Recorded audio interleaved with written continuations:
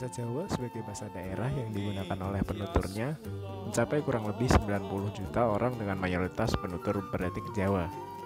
Bahasa Jawa juga dipakai oleh penutur yang bukan beretnik Jawa karena ada kepentingan komunikasi dengan penutur etnik Jawa. Misalnya, kepentingan menjalankan ibadah. Gereja Kristen Jawa atau GKJ adalah gereja yang lahir buah penginjilan para misionaris barat. Dalam hal ini Belanda di tanah Jawa. GKJ mengalami pasang surut wacana dalam menjawab kejawaan yang menjadi identitas GKJ. Dapat digambarkan bahwa pada awalnya GKJ dipengaruhi pengajaran-pengajaran dari Belanda yang memisahkan Injil dan budaya. Namun, kesadaran untuk memosisikan diri menjadi gereja Kristen yang berbasis budaya Jawa menyebabkan konsep bergereja GKJ mengalami transformasi paradigma.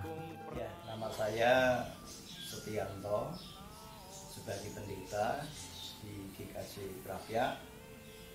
Saya berasal dari Jepara, sehingga kalau dulunya tentu bukan dari gereja Kristen Jawa ya, karena di Jepara itu tidak ada gereja Kristen Jawa.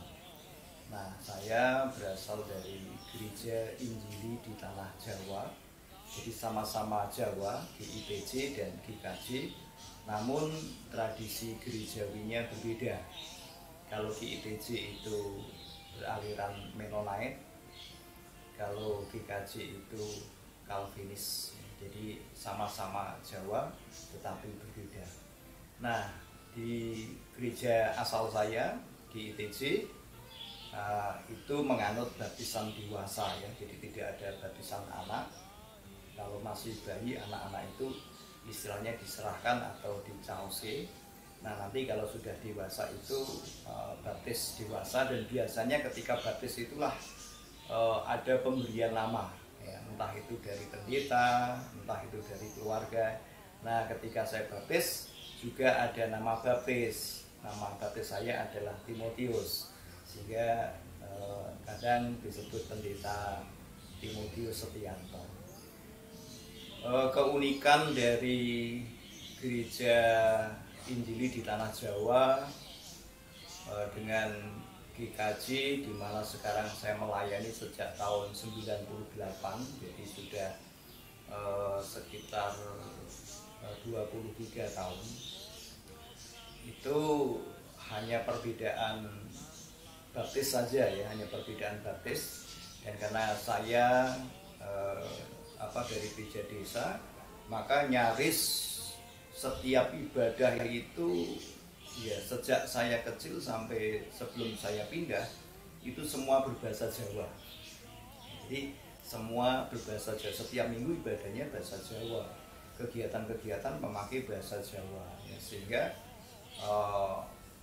anak muda, remaja di sana ya, kalau berbahasa Jawa kromo itu sudah bisa dikatakan jago gitu ya.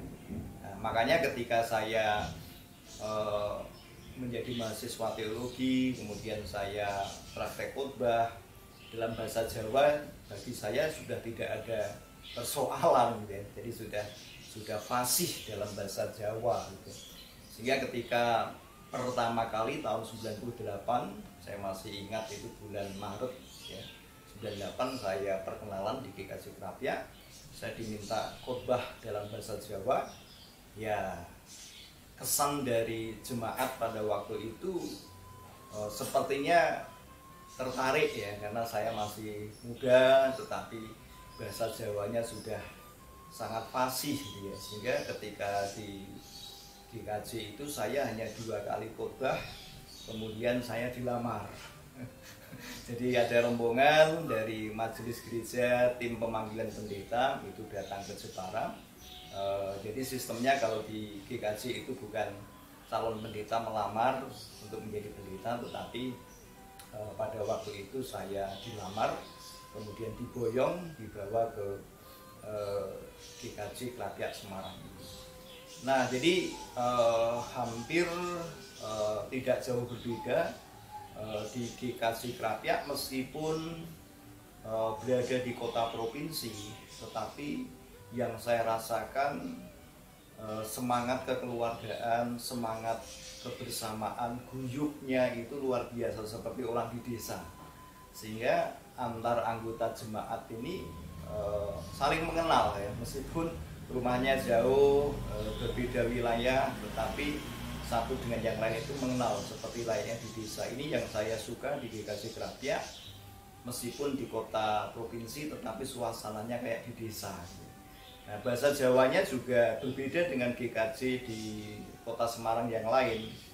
Kalau di kota Semarang yang lain itu kebanyakan bahasa Jawa itu hanya dipakai sebulan sekali, tetapi di GKJ Krapyak itu setiap minggu itu juga ibadahnya memakai bahasa Jawa ya. Jadi kalau ibadah pagi itu memakai bahasa Jawa, kemudian kalau ibadah sore yaitu memakai bahasa Indonesia ya, sehingga jemaat masyarakat yang ingin beribadah di GKJ Krapyak bisa menyesuaikan. Kalau merasa lebih nyaman dengan bahasa Jawa, silahkan datang minggu pagi jam 6:30 ya. Tetapi kalau nyaman dengan bahasa Indonesia, silahkan datang ibadah sore pada jam 4:30 gitu. Dan meskipun GKJ Gereja Kristen Jawa jadi berlatar belakang budaya Jawa, tetapi GKJ itu terbuka ya, sehingga warga jemaat GKJ itu tidak semua orang Jawa. Jadi ada beberapa dari suku bangsa yang lain ya, ada yang dari Batak, ada yang dari Ambon ya. Apalagi sekarang dengan adanya kampus di dekat gereja itu juga banyak mahasiswa dari NTT juga beribadah di GKJ Krapyak. Nah, keunikan GKJ Krapyak selain paguyubannya yang sangat kuat, itu juga memiliki tradisi reunduh-unduh setahun sekali ya. Reunduh setahun sekali dalam rangka Hari Pentakosta itu biasanya juga diadakan, dan guyupnya luar biasa, sehingga semangat reunduh itu adalah dari jemaat, oleh jemaat ya, untuk kemuliaan nama Tuhan ya. Jadi setiap warga jemaat meskipun masih kecil tetapi itu sudah baptis, maka mereka juga mempersembahkan persembahan reunduh kepada Tuhan. Dan suasananya sangat meriah karena semua terlibat, bahkan kepanitiaan biasanya dipegang oleh yang muda, yang remaja gitu ya, sehingga semua terlibat dalam pelayanan gereja. Nah, jadi kalau saya melihat semangat pelayanan di GKJ Krapyak itu perkembangannya juga menurut saya luar biasa ya, meskipun banyak orang mungkin menilai perkembangan GKJ itu lambat gitu ya. Tetapi sebenarnya kalau dilihat misalnya tahun 81 ketika gereja itu dewasa, itu hanya beberapa kakak ya, nggak ada 100, itu nggak ada, sekitar 50-70 jemaat gitu ya. Tetapi tahun berapa itu, tahun 2000-an itu sudah hampir 1000 ya. Jemaatnya sudah hampir 1000. Kemudian GKJ Krapyak juga mendewasakan salah satu pepantan di Ngalian yang sekarang menjadi GKJ Ngalian. Dan sekarang juga jumlah warga jemaat GKJ Krapyak itu masih sekitar 800 ya. Sehingga dari sini kita melihat ya, orang Jawa mengatakan alon-alon waton pelakon gitu ya. Jadi meskipun mungkin orang tadi mengatakan mungkin antusiasnya sepertinya kurang ya, semangatnya seperti kurang ya, tetapi sebenarnya tidak ya, karena kalau saya melihat, kalau kita melihat dari dalam, pelayanan itu luar biasa. Dan sepertinya gedung gereja itu tidak pernah sepi ya, selalu ada dari komisi anak, komisi remaja, komisi pemuda, warga dewasa sampai adiuswa, paduan suara, itu sering ada kegiatan atau mungkin sekedar kumpul-kumpul.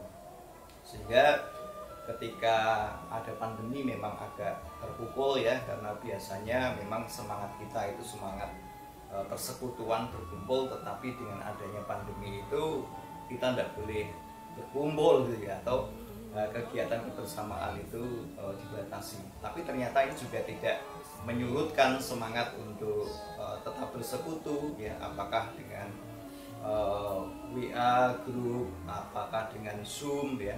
Dan ketika PPKM levelnya turun, kita segera ada kegiatan-kegiatan tatap muka yang mana juga antusias warga tetap masih seperti sebelumnya.